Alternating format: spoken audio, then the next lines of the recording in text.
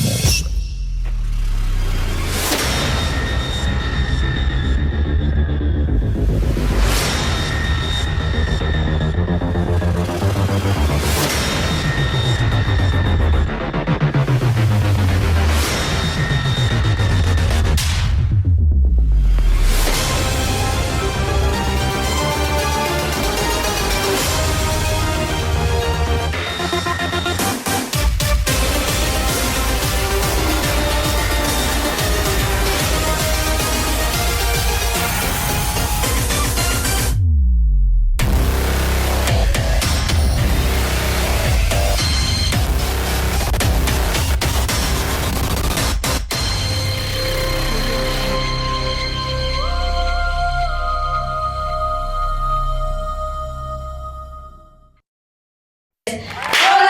Bienvenidos una vez más a este su podcast favorito, Maestras Sin Filtros. Yo soy Karime.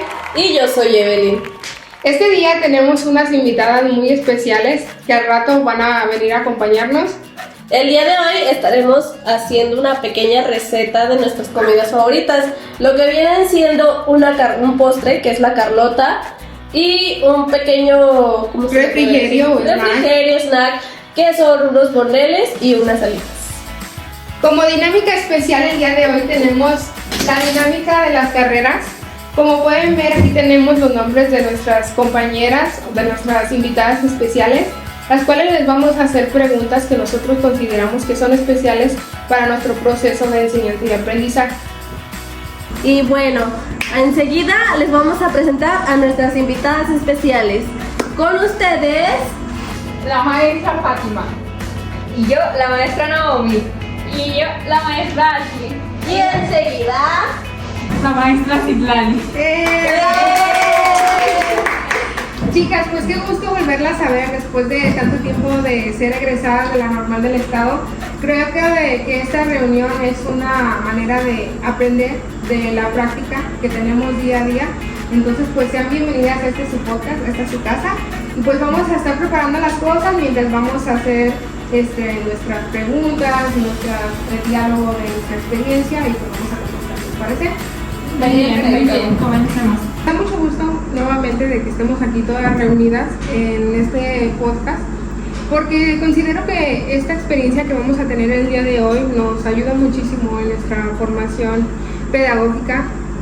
Bueno, pues vamos a comenzar, chicas, ¿qué les parece? Mientras preparamos la Carlota, yo les quería platicar una experiencia que me pasó en mi práctica docente cuando era normalista, que me llamó mucho la atención y el día de hoy, ya que soy maestra frente a grupo, me sigue provocando una cierta incertidumbre y me acordé mucho de la maestra de Jocelyn que nos dio en el segundo semestre, que nos hablaba sobre las emociones, sobre el afecto que se le tiene que tener al alumno en esta etapa. No sé si recuerden. Sí, qué bueno que tocas ese tema porque yo recuerdo que en las clases de ella que tuvimos, ella mencionaba el tema de las emociones. Entonces, en el aula se suele dar mucho, que los niños durante el día, durante la jornada cambien instantáneamente sus emociones, que si por la mañana se encuentran felices, por la tarde ya están enojados, ya se quieren retirar y pues como que sí hay mucha controversia en eso por sus emociones. Sí, es que creo que es muy importante saber cómo manejarlas o saber en qué aspecto pues sí llevarlas a cabo para que sea como que más, pues sí, que los niños, que esté un ambiente mejor en la clase, ¿no?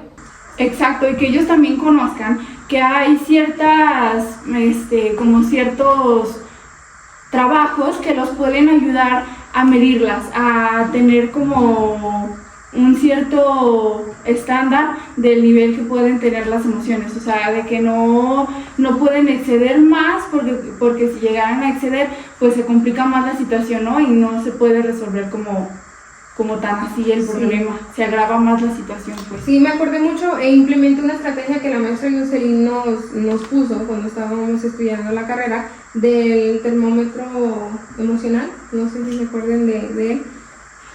Sí, las dinámicas que hicimos así como exposiciones, así, la ¿no? licuadora.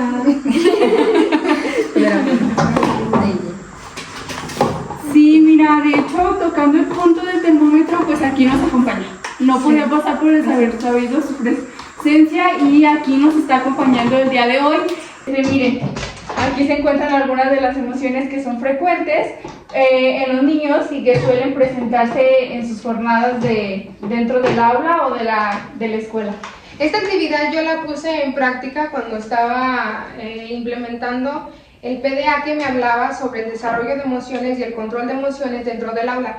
Aquí especialmente es donde los niños ponen como una flechita o una pincita en la emoción que predomina en ese día. Y se me hizo muy buena estrategia porque ellos aprenden a identificar la emoción que sienten en ese momento y es importante que el niño sepa qué emoción está teniendo para poder, pues de cierta manera uno como docente ser empáticos con ellos mismos para no generar algún tipo de problemática, ¿no? También otro trabajo que hicimos con la maestra Jocelyn, que fue Nuestro diario de las emociones, donde también consistía en que los chicos fueran en su día a día narrando sus emociones que vivían, sus situaciones y pues que se dieran cuenta que al final del término, al leerlo, que constantemente cambian, que no permanecen un día con una y luego otro día con la otra, sino que ambas van cambiando su nivel y su estatus personal. Mira, ahorita que estamos hablando de las emociones, no sé si recuerden que en la materia que teníamos con la maestra Erika de literatura, nos hablaban mucho, por ejemplo, de la lectura, que a algunos les transmitía emoción de felicidad, asombro, tristeza y así. Entonces, en mi grupo, ahorita que llevamos 5 años de egresadas, he notado mucho en mis aulas que, por ejemplo, a algunos ya no les gusta mucho la lectura. Entonces, yo trato de, por ejemplo, tengo, no sé si han escuchado, el rinconcito de lectura, ¿no? Sí, el rinconcito de lectura lo manejo mucho porque incluyo a mis alumnos a que pues, les empiece a gustar la lectura, ¿no? Porque las 5 generaciones Empiecen a tomar interés en ella. Sí, que le encuentren sentido a la lectura. Antologías, que aquí, por ejemplo, les muestro diferentes tipos de cuentos, fábulas, adivinanzas, perdón. Y, o sea, les inculco la lectura porque ahorita en esas generaciones he notado a muchos niños que ya no les gusta tanto el leer. Y antes de esto, por ejemplo, yo tuve un mediador que me ayudó a cómo inculcarles la lectura a mis alumnos. Por ejemplo, realicé también esta antología que anteriormente se las mostré. Aquí pueden venir los cuentos, fábulas, canciones, adivinanzas, trabalenguas, para que los niños les vaya interesando más la lectura y les vaya dando sentido, ¿no?, a la lectura. A ver, deja checar qué hay. Se me hace muy interesante porque tiene cuentos, fábulas, canciones, adivinanzas, trabalenguas, y siento que esta antología nos puede ser muy útil ahorita que estamos ejerciendo nuestra profesión, porque hay veces, y me he fijado que, por ejemplo, los cuentos no son cuentos tradicionales como Caperucita Roja, como Blancanieves, sino que son cuentos que me imagino, por ejemplo, el de Ricitos de Oro, que transmite como una enseñanza al final del cuento. Las fábulas, que normalmente, pues si bien son, pues que dejan como una enseñanza al final. Las canciones, que pues la verdad yo soy muy mala para las canciones, yo no canto en mi aula. Las adivinanzas, porque motivan al alumno a pensar, el trabalenguas, que desarrolla pues su habilidad para hablar. Se me hace muy interesante y muy útil esta antología. Sí, es que es muy llamativa, ¿no? O sea, por ejemplo aquí, o sea, le ponía el rey y toda la cosa. Como que todo va acorde a la lectura. La decoración de todo aquí, los 2 conejitos. Sí, está muy bonita. Sí, yo trato de ponerle, por ejemplo, en las canciones, trato de que sacarlos de lo tradicional, de solo tenerlos sentados, escribiendo, leyendo, dejando tareas. Trato de motivarlos, ponerles actividades lúdicas que los despejen un poco de solo estar en el aula. Que al fin de cuentas considero que es lo que hace un mediador, es el que propicia el gusto por la lectura, ¿no? Exacto. Y es que, ¿sabes qué? Que, o sea, las pastas están muy coloridas y muy llamativas, o sea, es como, ¿qué tiene adentro? Para que le llame la atención. Sí, claro. Y considero que un mediador lector no está muy lejos del perfil de egreso que tiene que tener uno como docente, ¿no? Considero que un mediador lector coincide con ciertas aptitudes y habilidades que uno como docente también tiene que poseer para llevar a cabo este taller de literatura y mediación lectora, que la verdad nos fue muy útil en nuestro segundo semestre de nuestra carrera. Y creo que a los niños les llama también mucho la atención, ¿no? O sea, porque son fuera de lo común, o sea, experimentan cosas nuevas, ven cosas nuevas, y creo que pues está muy padre esta actividad, la verdad. O sea, me gustó y la verdad sí la implementaría. Sí. Y luego, ¿cómo les ha ido con lo de la nueva escuela mexicana? Ay, ya sé, antes que era un estrés para nosotras no entenderle, ¿verdad? Sí, estaba muy difícil. Bueno, a mí se me hacía muy difícil, la verdad. Sí, porque antes pues nada más nos íbamos por materias y hacer la planeación en base a las materias, y ahorita que ya tenemos nuestros años de experiencia, considero que esta nueva escuela mexicana, para mi punto de vista, sí es una reforma educativa y no como las anteriores, pero pues ahora sí que ya es muy a consideración de cada quien.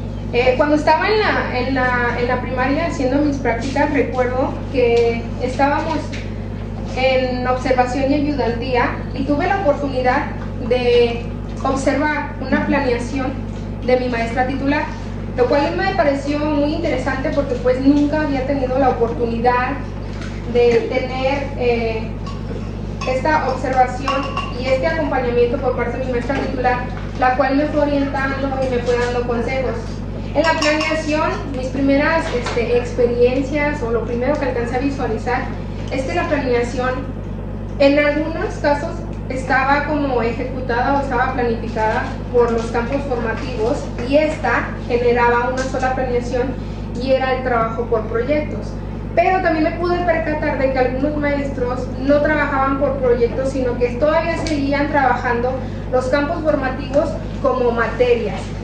Lo cual me llamó mucho la atención, y pues yo como maestra ahorita ya en práctica, y considero que nosotros como docentes tenemos la responsabilidad de adaptar los conocimientos y las aptitudes y las habilidades hacia la planeación. Consideremos de que una planeación pues debe de contener el campo formativo, o más bien, si se pudiera englobar, o al menos yo así lo hago, los 4 campos formativos. A mí, a mi punto de vista, está excelente, porque así el alumno no se da cuenta de cuando pasa de un campo hacia otro campo. Entonces eso yo siento que es un aprendizaje significativo, y no como antes de que vamos a trabajar primero con matemáticas, que ahora pues es saberes y pensamiento científico, y después que vamos a trabajar español, que pues en este caso es lenguajes, ¿no? Sino que ahora implementan los 4 campos formativos para el trabajo por proyectos, que tienen los ejes articuladores, que lo cual se me hacen bastante interesantes e importantes para la planeación diaria, porque así son las habilidades que el alumno favorece o el alumno desarrolla. Para mí, los ejes articuladores son potencializadores del aprendizaje, en pocas palabras. También una dinámica que me parece importante implementar, y que me acuerdo que el maestro Mau nos enseñó a ejecutar y a planificar, fueron las actividades de inducción. Me acuerdo que el mío se llamaba el bote mágico, que era un botecito donde venían como abatelenguas con colores para inculcar la participación en el aula. Me acuerdo que había uno que se llamaba Mi Error Favorito, que era donde los alumnos identificaban en donde más se equivocaban, y el docente agarraba como el papelito donde ellos hacían su procedimiento, identificaba la parte en donde los alumnos se equivocaban y explicaba esa parte. Así yo considero que es una manera muy divertida de aprender, porque así el alumno adquiere Pues se interesa conocimientos más por participar, permanece más activo. Sí, no y no solo tiene está- temor por equivocarse, porque el alumno, más bien el docente es quien agarra el papel e identifica dónde el alumno se equivoca, y el docente explica, y el alumno dice, pues ya me explicó, y no supo que fui yo quien se equivocó, ¿no? Sí. También considero de que los campos formativos, pues si bien sabemos, se trabajan por las metodologías, que son 4: aprendizaje basado por proyectos, aprendizaje basado por problemas, STEAM, y aprendizaje servicio. Si bien yo hasta cuando estaba como en cuarto, me di cuenta de que cada metodología te dice en qué campo debe de trabajarse. Si se fijan en el aprendizaje en servicio, pues ¿en qué campo va? ¿Aprendizaje y qué, perdón? En servicio. Creo que Aprende a identificar servicio, como que algo que tenga que ver con el servicio. es como basado en la comunidad, ¿no? Ajá. Porque creo, bueno, yo a los niños los he puesto a trabajar con base a lo que ven en su entorno, en su contexto. Y es algo que me ha ayudado mucho porque, o sea, uno tiene que preparar a los niños para la realidad, ¿no? Y así con esto, ellos mismos se van induciendo a la realidad, no uno los induce, ellos mismos se inducen y así tienen la facilidad de resolver algún problema Fácilmente. Y que ocurra dentro de su contexto, para que el alumno Sí. obtenga un aprendizaje significativo y que ponga en práctica lo aprendido, no nada más que se Sí. quede como el método Que no se quede tradicional. anotado en una Exacto. libreta nada más. Así es. Porque muchas de las veces, no sé si les sucede a compañeras, que muchas de las veces los niños tienen un pensamiento lógico de un contexto estable, sano, pero también no está de más que los niños vayan conociendo un poquito más de la realidad. No Por simplemente por ejemplo, la metodología STEAM es la que yo más utilizo porque a mi punto de vista ahí puede englobar cualquier otra metodología, que aprendizaje basado en problemas, porque yo siento que la metodología STEAM hace que el alumno investigue en diferentes fuentes, ya sean libros, en internet, que hoy en día es indispensable el internet, y hace del alumno capaz de investigar en diferentes fuentes para su aprendizaje, y se puede partir desde una problemática. Ahí ya estaríamos metiendo pues el aprendizaje basado en problemas, y también considero que a base de la problemática investiguen y tal vez se genere un proyecto que ayude a la comunidad. Así es. Si se puede implementar, ¿por qué no? Sí, porque así, mira, los niños ya tienen una relación de lo que es la comunidad más lo que tiene los aprendizajes, conocimientos, y lo pueden llevar a cabo en una misma relación, o sea, no siempre dejarlo como aparte de esto que tú mencionas. Sí, por ejemplo en matemáticas yo me acuerdo que es una de las del campo formativo de saberes y pensamiento científico. En mi aula yo he identificado que mis alumnos batallan mucho con el tema de proporcionalidad y generalización, y no he encontrado una estrategia que pueda implementar que me ayude con este problema que tengo en mi aula día a día. Mira, por ejemplo, no sé si te acuerdas que con el maestro Miguel vimos el concepto del pensamiento variacional. Entonces, aquí pues podemos como poner a los niños a que analicen cómo es que cambia la variación o la importancia del pensamiento variacional, cómo va cambiando o cómo tiene esos cambios. Pero también recuerdo la actividad que hicimos o el ejercicio que hicimos sobre los problemas de proporcionalidad de unas cajas, que era poner las monedas, que creo que era una moneda de A5, una moneda de A-peso y una de 10, si no mal me equivoco, donde teníamos que poner como varias cantidades de monedas y nosotras sacar una moneda de la caja donde escogíamos, y de ahí como darnos cuenta dónde estaba la mixta, dónde estaba la de A-peso y dónde estaba la de A5. Entonces yo, para mí, te recomendaría como darles como el concepto y después poner a prueba ese ejercicio sobre los problemas de proporcionalidad para ver qué tanto te puede como funcionar con los niños. Sí. Se recordaba, Karime, que habíamos hecho con el maestro Miguel un ejercicio de los problemas de proporcionalidad, donde eran unas cajas que obtenían monedas. Por ejemplo, eran monedas de A-peso, de A5 y de A10. En las cajas tenemos que poner el signo donde estaba la de A-peso, donde estaba la de A5 y donde estaba la de 10. Pero al momento de meter las monedas a las cajas, pues no las teníamos que poner de manera correcta, sino de manera como equivocada, para el momento de que nosotros lleváramos a cabo la actividad, sacáramos la moneda y teníamos que identificar hasta atrás, es que se ve mal, hablando así para atrás. y teníamos que identificar dónde estaba la mixta, dónde estaba la de peso y dónde estaba la de 10. Entonces, pues yo creo que si implementamos esas actividades con los niños, pues nos pueden ayudar como a funcionar o a que funcione en el conocimiento de los niños, pero también que las entiendan. Sí, ya estas actividades son las que ayudan a que los niños desarrollen habilidades matemáticas. Por ejemplo, yo en mi aula hago actividades así muchas de proporcionalidad. Por ejemplo, ponerles, no sé, un ejemplo, 2 lápices cuestan 4 pesos, entonces 4 lápices, ¿cuánto van a costar? Entonces esto es lo que ayuda a los niños a que desarrollen esa habilidad matemática. Y me gusta mucho implementar estos problemas de proporcionalidad. No sé. Para la generalización yo trabajé con material didáctico, el cual, bueno, no en sí no es didáctico, son cosas que yo tenía misma en mi casa, pero son varias cosas, varios objetos de una sola cosa, no sé si me doy a entender. Por ejemplo, llevé 5 huevos y 3 limones. En una bandeja puse un huevo, un limón, un huevo, un limón, para que ellos pudieran identificar el patrón y así, que pudieran más que nada saber cómo identificarlo o qué sigue después de cada cosa. Sí, recuerdas que por ejemplo el profe Miguel, que nos dio el curso de álgebra, nos hablaba mucho de estos patrones, donde nos decía el grado, por ejemplo el de primero a sexto, lo que el niño tenía que saber acerca de esos patrones. El de primero tenía que saber identificar el núcleo de ese patrón que tenía, los de segundo lo tenían que extender más, los de tercero, tenían que identificar los patrones que tenía ese núcleo. Los de cuarto tenían que expresarlo verbalmente. Sí, los de cuarto son los que expresan verbalmente y hallan la regla general.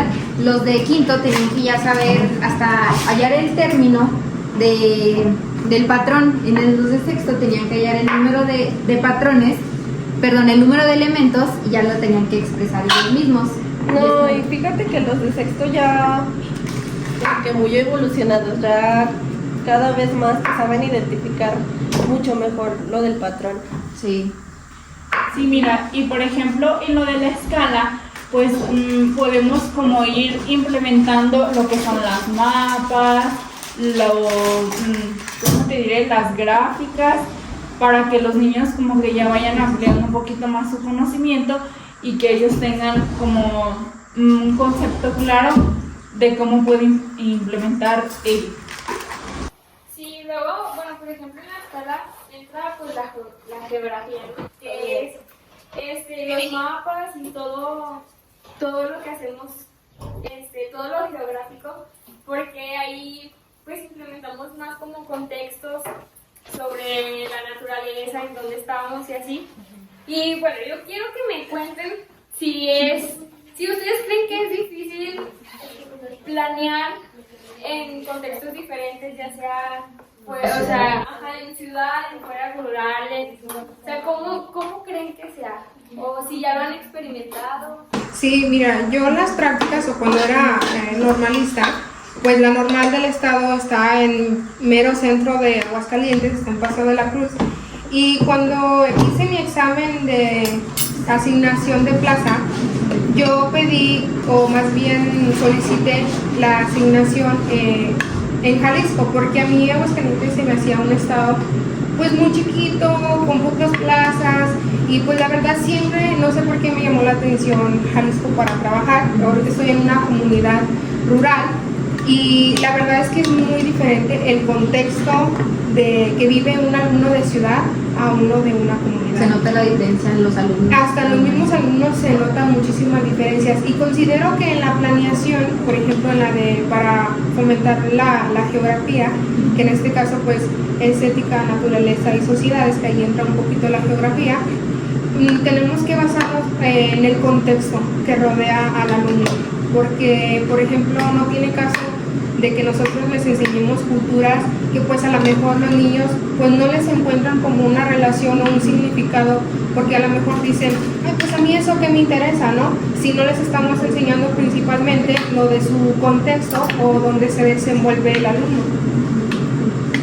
Sí, creo que los niños están, bueno, a pesar de hablar en su contexto, también tenemos que como enseñar a que hay diferentes contextos, que se trabajan de diferentes maneras, y creo que es muy importante también el reconocer que no solamente es donde viven y no solamente es así como, pues sí, como lo hacen ellos, sino que existen diferentes maneras y diferentes cosas con las cuales podemos trabajar, a las cuales podemos visitar y conocer lugares, no sé, ya sea el campo, la ciudad, o por ejemplo, no sé, algunas montañas, o también incluso el clima, ¿no? El clima tiene mucho que ver porque, por ejemplo, yo cuando trabajo en comunidad, trabajo en una comunidad que está rodeada de montañas y hace muchísimo frío, aunque sea pleno mayo. En la mañana hace muchísimo frío, en la tarde hace muchísimo calor, cuando salgo a veces llueve, entonces los niños a veces hasta se me enferman de climas tan locos que tenemos. Sí, creo que, o sea, es muy difícil también, como, bueno, siento que implementar de un lugar hacia otro, implementar esas planeaciones, tal vez puede ser muy difícil para uno, pero se puede lograr. Creo que sabiéndolo manejar puede ser de una manera muy práctica, y creo que, o sea, el planear y hacer que pues los niños pueden visitar diferentes lugares y así. Considero que la geografía es una de las materias más bonitas, porque la geografía, en pocas palabras, te enseña tu contexto, te enseña diferentes cosas que a mí la verdad se me hacen muy interesantes, porque te llevan a conocer diferentes culturas, tradiciones, climas, relieves, animales, fauna, flora, muchas cosas que a los niños en cierto modo hasta les llama y los cautiva a seguir aprendiendo. Sí, porque salen como que de su zona de confort, ¿no? Así es. O sea, es algo nuevo para ellos, y creo que los niños ahorita en este momento, con las tecnologías y así, pueden pues buscar lugares a los cuales les interese y darle la libertad a los niños como de explorar más allá de su zona de confort. Pati, ¿te acuerdas cuando en el curso de análisis que vimos de la maestra Anabel, que vimos sobre las tecnologías y todo eso que nos ayuda, la verdad? No sé si a ti te funcione implementar como las tecnologías en los niños para que ellos exploren más allá de lo cotidiano y que sean como más libres de investigar y de informarse de lo que les genera tal vez duda de algún tema o algo. Sí, que creen como más autonomía en ellos y así. Sí, lo recuerdo. Y fíjate que en relación a este tema, luego suelen resultar las consultas para los autores, de lo que escribió el autor acerca de ese tema. Y es ahí donde entran nuestras citas de bloque y nuestra cita corta, la cual estas tienen ciertas características. Por ejemplo, en la cita corta no excede más de las 40 palabras, lleva comillas al principio y al final, y al término de esta se coloca un punto, se abre paréntesis, y dentro de los paréntesis ponemos el primer apellido del autor, el año de este año debe ser del 2015 en adelante, pues así lo marca la regla, y el número de página donde se consultan estas. Si recuerdan, al principio del curso de la maestra Anabel, uno de los dominios que nos marcaba la unidad era el desarrollar instrumentos de diagnóstico. También desarrollamos la entrevista, la cual investigamos en diferentes fuentes confiables que tuvieran alguna referencia de alguna fuente confiable. La maestra nos dio la recomendación que fuera en formato PDF. La investigación de la entrevista, cómo nosotros llevamos a cabo una entrevista que al fin de cuentas nos ayuda y nos abona a nuestra preparación docente. Al principio me acuerdo que fue como primero investigar las características de la entrevista, para qué nos sirven las partes, los tipos de preguntas que podemos realizar dentro de una entrevista. Y después me llamó mucho la atención una de las actividades que nos puso, que fue crear preguntas fuera de lo rutinario y fuera de lo común, porque yo sentí que esas preguntas realmente nos hacían reflexionar y no usar un lenguaje común como lo solemos, Sí, lo como estamos utilizamos. acostumbrados. Exacto, de hecho, en ese punto de la entrevista, las preguntas también que tenían que romper con la obviedad, o sea, El paradigma tenían que ir del más allá, no siempre con preguntas muy breves o muy resumidas o que fueran muy obvias, no, que rompieran con la obviedad y que al entrevistado lo hicieran dudar, lo hicieran en verdad pensar la respuesta que iba a dar y que pues ese fuera su objetivo, ¿no? Así es, me acuerdo de las prendas que nos hizo hacer, ¿no? Y que hicimos un tendedero con las prendas y las pegamos todas, me Sí, acuerdo. le colocábamos preguntas en donde después primero pues hacíamos la prenda, colocábamos la pregunta para después reunirnos con la compañera, ¿te acuerdas que nos puso como en pares la maestra? Sí, recuerdo. Para seleccionar como ahora sí las preguntas que iban directo al tema. Pero yo no quiero dejar desapercibido pasar este punto que tú tocas de las partes de la entrevista, donde tenía que llevar un propósito, un cuerpo y Un agradecimiento. un agradecimiento, sí, ¿verdad? Mira, en el propósito recuerdas que que había 3 preguntas, el qué, el cómo y el para qué. Sí, o sea, como que siento que el propósito parte de eso y se tiene que responder porque si no el entrevistador nunca va a saber para qué se le está entrevistando. Exacto, y ya por medio de las preguntas pues no se tiene que salir del tema, tienen que ser preguntas que vayan dentro del tema y que tengan pues como el sentido y no se vayan más allá. Y pues en la despedida pues más que nada agradecer al entrevistador por el tiempo en el que nos permitió realizar la entrevista. Bueno, también creo que ahí entran los tipos de entrevista porque tengo entendido que son 3, la estructurada, la no estructurada y la semiestructurada. Ahí yo siento que esa consideración de cada quien, de la necesidad que tengamos del propósito que queramos llevar a cabo y el tiempo también es fundamental porque, por ejemplo, en la no estructurada, pues uno tiene la oportunidad de ampliarse y averiguar más y que el docente o la persona con la que estemos realizando la entrevista nos llene de más información. Sí, para que puedan enriquecer los conocimientos que nosotros tenemos y no solo sea un como conocimiento obvio o previo de lo que tú ya conoces, sino que el entrevistador nos dé esa oportunidad de conocer un poco más allá de lo que estamos preguntando. Así es, y sobre todo el realizar las entrevistas de un tema que nos cautive y que nos llame la atención. Por ejemplo, estuvimos investigando mucho sobre las interacciones escolares, que si bien diario o día con día las llevamos a cabo en nuestra escuela y que son fundamentales para una sana convivencia, para crear un ambiente lleno de aprendizajes, de respeto y de todo. Todavía siguen implementando lo del diario de campo que antes nos ponían a hacer después de que donde teníamos que hacer nuestras anotaciones de nuestras prácticas, saber lo que observábamos, las interacciones, los aprendizajes que nos llevábamos de todos los docentes. No sé si lo sigan implementando ustedes. Bueno, en este caso creo que es importante, por ejemplo, la bitácora de incidentes en el aula, yo la llevo porque es muy importante el llevar un registro diario de todo lo que pasa en el aula. Yo tengo mucho que agradecerle al diario de campo porque me desarrolló una habilidad de narración muy amplia, un vocabulario muy amplio y pues es para lo que nos sirve el diario de campo, para registrar experiencias, sucesos, consejos, estrategias, todo lo que observamos en nuestro proceso de observantía y ayudantía y que bueno, en la práctica también lo seguimos implementando. No, y aparte eso que dices del diario de campo, que seguir implementando lo que llegaste a notar en esa pequeña libreta. Por ejemplo, yo llegué a notar muchas estrategias que yo llegaba a ver en el transcurso del día, en el aula, que ahora mismo sigo aplicando con los que ahora son mis alumnos. También me desarrolló muchísimo se le llama proceso escrito. Así es, El proceso narrativa. Ajá, la narrativa. Ya sé explayarme más, usar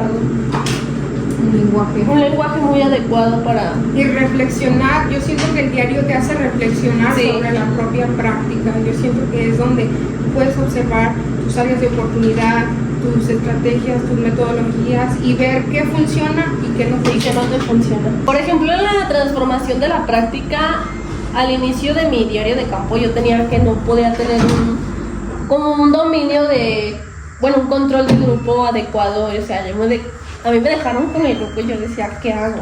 Yo no sabía ni qué hacer. Ahora que ya soy maestra titular, pues sé cómo llevar a cabo esta estrategia, cómo mantenerlos en paz, con una sana convivencia y todo eso. Sí, considero que el análisis y la reflexión en la práctica es el principal factor que nos hace cambiar y nos hace reflexionar sobre lo que hacemos, lo que dejamos de hacer, lo que no hacemos y, o sea, todo en base a nuestro proceso para llegar a ser docentes. Considero que al principio yo tenía una visión, por ejemplo, del diario de campo, que solo era una actividad más que se tenía que entregar y a veces yo en cierto modo al principio yo nada más lo hacía por cumplir. Conforme fue pasando el tiempo me di cuenta de que el diario de campo forma parte de mi proceso. Después de que empecé a realizar mi diario de campo me di cuenta de la importancia que este conlleva y de la importancia de narrar lo sucedido día a día, porque así implementamos la narrativa de las interacciones que nos favorecen o lo que no nos favorece en el aula. Y considero que esta ha sido una de las mejores actividades que se nos pudo haber pedido en un tiempo para desarrollar, como ya lo dijimos, nuestro proceso escritor, nuestra narrativa y pues prácticamente para reflexionar sobre la práctica. Sí. En cierto modo, sí, o sea, tienes razón, nos ayudó mucho el diario, porque así igual en nuestras planeaciones nos pudimos explayar más, saber qué actividades, qué estrategias ponerle a los niños para adecuar cada una a la necesidad de cada uno. No solo a poner una actividad, por ejemplo, si tenemos niños con baba, los niños que van con niveles más avanzados, no podemos ponerle actividades iguales a todos, porque sí, no todos van a tener el mismo avance. Entonces siento que sí, en el diario yo registraba todas las estrategias, todo lo bueno y lo malo, porque una docente sí nos llegó a decir que aprender de lo bueno y lo malo nos iba a enseñar mucho, no solo lo bueno. Exacto, qué bueno que tocas ese punto de comentar o realizar esas anotaciones buenas y malas, porque es lo que te nutre, es lo que te sirve y dices, no, esto no me sirve, no lo repito, no lo hago. Y lo que sí te sirve, pues buscar, ¿no? Seguir buscando estrategias que te sigan funcionando a ti, que te sigan nutriendo y que si ya viste que a tu modelaje le sirve, que en este caso es nuestra maestra titular, si a ella le sirve, pues bueno, hay que aprovecharlo, hay que enriquecernos, hay que acercarnos a preguntarle a ella de qué mejor manera le sigue funcionando o qué otra estrategia puede tener que también le siga funcionando a ella y pues a tomarlas en cuenta nosotras, porque pues nos van a seguir funcionando pues para seguir en esto. Sí, aparte de un diario de campo siento que no es como nada más escribir así lo que hacen los niños y todo, sino que pues así como dicen ustedes, o sea, poner estrategias que nos van a ayudar a, pues sí, o sea, como a nuestra ya vida como docentes, poderlas implementar y pues no sé, a veces en algunos casos saber qué hacer, porque también anotábamos los problemas que pasaban en la escuela y cómo los abordaba la maestra, qué se tenía que hacer, la directora, cómo eran como sus roles en esos aspectos. Ajá, exacto, que esas anotaciones también nos ayuden mucho en los momentos de apuro, ¿no? En los momentos que ya no sientas que puedas hacer o que busques algo que te ayude, que el diario sea tu mano derecha para poder fomentar y basarte en las necesidades que te hagan falta y pues que de ahí nutras y saques adelante lo demás.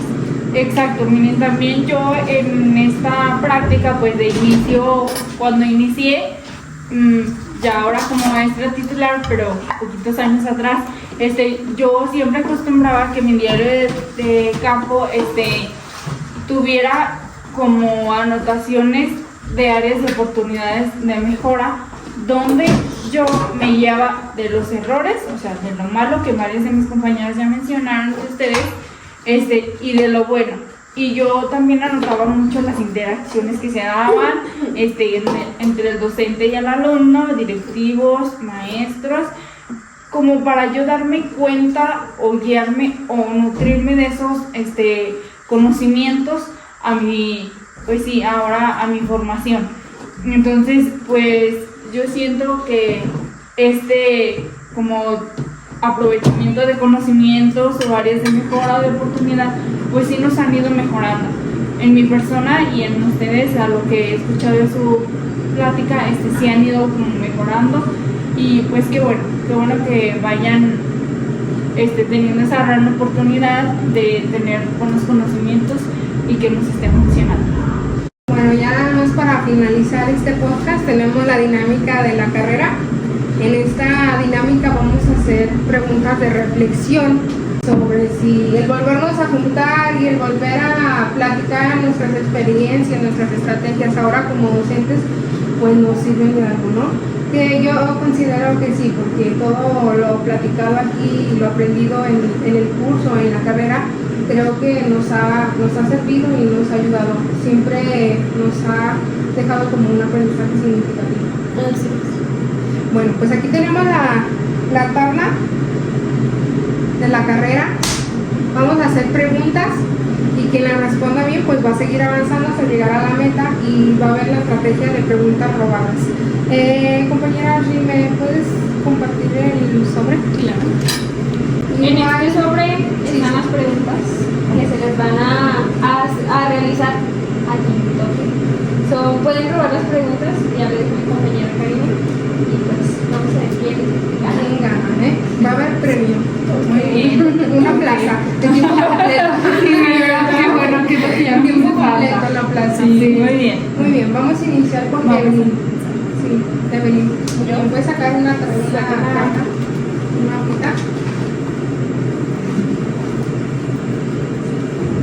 ¿Qué fue lo más importante que aprendí hoy? ¿Qué te llevas, compañera? Cuéntanos. Pues... Tienes 2 segundos para responder. ¡Ay, espera! No la respuesta, si no es pregunta robada. Ok. Me llevo de aprendizaje todo lo que... Bueno, reviví todo lo que vivimos en aquella... ¿Época? Donde estuvimos estudiantes. Cuando éramos jóvenes. Y bellas. Ahorita ya estamos demacradas por tanto niño. No, me volvieron a retroalimentar en muchas cosas de, por ejemplo, planeación, desarrollo. O sea, más que nada con lo de las emociones de los niños que ahorita están súper... Y más con las tecnologías. Sí. La verdad. Sí, ¿Qué dice? ¿Le damos un punto a Evelyn o no? Sí. Sí, Vamos a hablar. Yo se lo daría. Sí. No, sí, bueno, vamos. Avanza. Yo soy envidiosa. Ok, ¿quién sigue? Naomi. Maestra Naomi, por favor.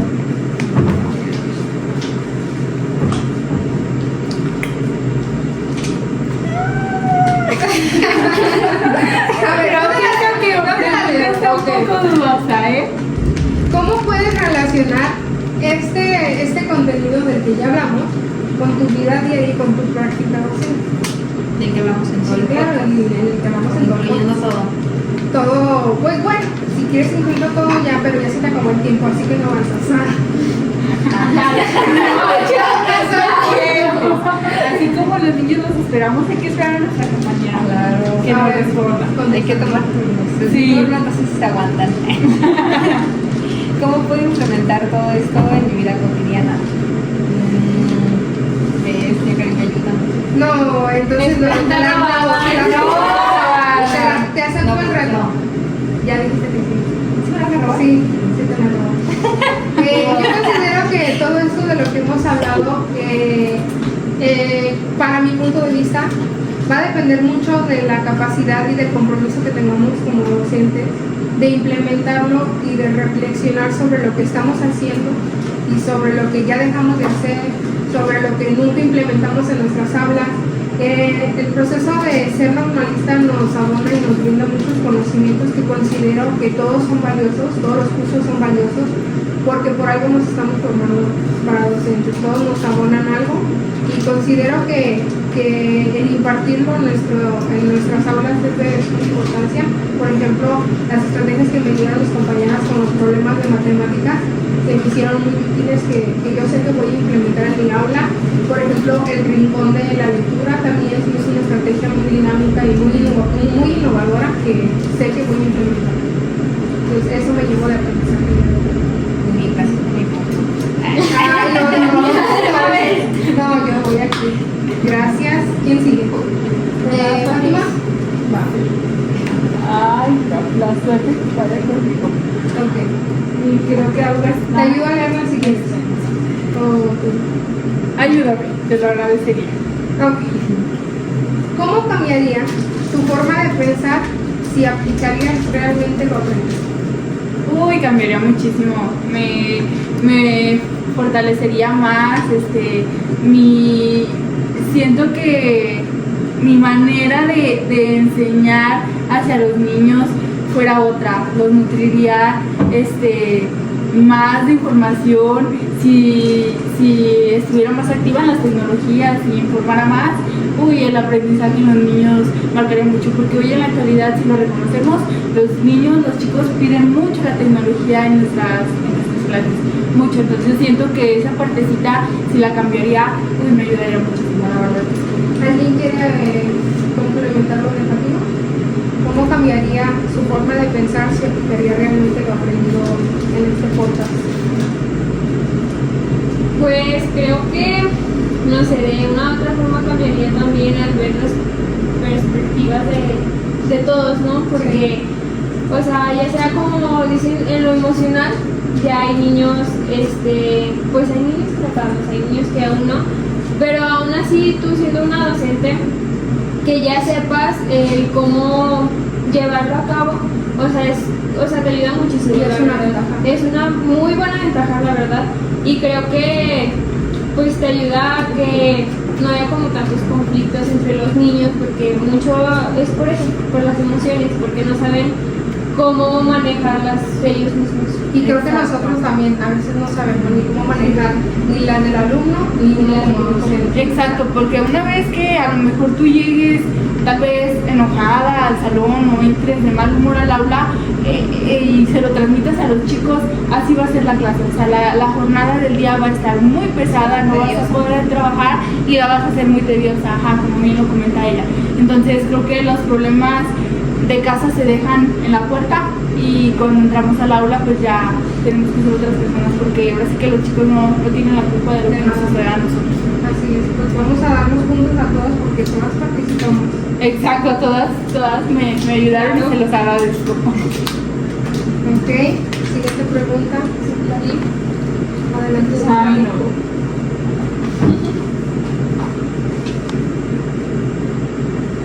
Dice, ¿qué habilidad estoy desarrollando al estudiar esta materia? Pues estoy desarrollando mis áreas de oportunidad, de crecimiento, de aprender, de enriquecer mis conocimientos. No está de mal. Entonces pues creo que de las cosas nuevas se aprende, pero también de los errores. Entonces pues ¿por qué no nutrirme cada día de conocimientos nuevos, de aprendizajes y pues estar más actualizada a lo que ahora en día los niños piden? Porque ya no piden un libro de texto, ya piden la tecnología, como lo comentaban varias de mis compañeras. Entonces pues yo como maestra estoy desarrollando esas áreas de oportunidades, tratando de adaptarme a lo que el niño quiere ahora en la realidad. Muy bien. ¿Alguien quiere complementar la respuesta de Citlali? ¿No? Pasamos a la siguiente. Ok. Que no me toque una difícil, por favor. Sí, que sea la más tú puedes, compañera. ¿Cómo ayudaría a otra maestra que está pasando por alguna circunstancia igual a la mía en el ámbito educativo? Pues yo creo que es dependiendo de la circunstancia, ¿no? Porque en el aula pueden surgir muchas problemáticas, situaciones que ponen en juego hasta a veces hasta lo que somos. Creo que ahí es dependiendo de la capacidad que tenga uno y de la preparación de saber cómo actuar, de saber cómo llevar la problemática y pues más que nada aconsejar, ¿no? Es ahí donde entran las interacciones educativas, que no nada más somos nosotros y nuestro grupo, nuestra aula, sino la colaboración docente, que es donde, por ejemplo, yo le puedo pedir apoyo a una compañera. Por ejemplo, ahora que se viene la nueva asignación de grupos, que me toque un grupo relativamente algo pesado, diferente, pues simplemente me puedo acercar a mi compañera que tuvo ya ese grupo y pedirle estrategias, dinámicas. Oye, ¿cómo trabajaste con el grupo? ¿Qué estrategias fueron factibles para ti? ¿Cómo lo hiciste con los niños con barreras de aprendizaje? Sino que aquí entra más la comunicación, el trabajo en equipo, la autoevaluación y la coevaluación también, por supuesto. Creo que entra aquí. Sí, porque creo que, bueno, la comunicación es muy importante, ya que pues vas pasando de un grupo a otro, pero ya lo ha tenido anteriormente otro maestro, ya sabe las dinámicas, cómo las trabaja, ya sabe pues con qué niños acudir un poquito más, ¿no? Y con qué niños apoyarlos, o tal vez las maneras de trabajar de cada uno de ellos, adaptarlas a, pues, sí, a tus planeaciones y así. Creo que es muy importante para eso la comunicación. Sí. Bueno, pues nos vamos a dar puntos. ¿Quién contestó? Yo, su servidora. No, Ashley. ¿Y quién más? Nada más. Ok. Siguiente pregunta, Ashley. A ver, te toca.